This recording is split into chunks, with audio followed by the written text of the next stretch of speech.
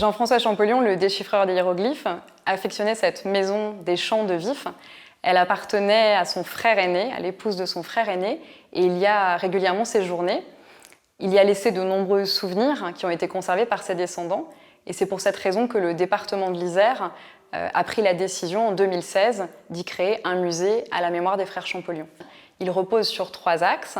Le premier valorise les 2 frères Champollion et le rôle fondamental que le frère aîné a joué auprès de son cadet. Le deuxième illustre les vies de chercheurs des frères Champollion au XIXe siècle. Et le troisième présentera la naissance d'une discipline qui est l'égyptologie. La maison de maître accueille le parcours d'expositions permanentes.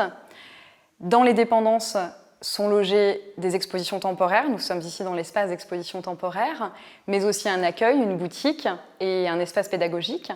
Et le jardin et le parc sont restaurés dans l'esprit du XIXe siècle. Alors, au sein du parcours, on découvrira des objets personnels des frères Champollion, mais aussi des objets qui témoignent de leur activité de recherche.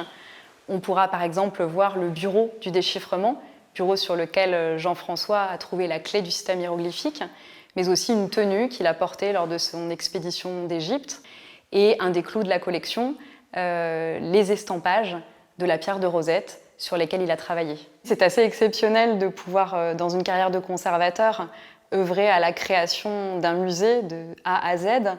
Et c'est une aventure passionnante d'écrire ce scénario de visite. Et puis c'est aussi pour moi une histoire d'avenir, puisqu'on se projette vers le futur fonctionnement de l'établissement, vers sa programmation, pour offrir un lieu de culture et de découverte aux visiteurs.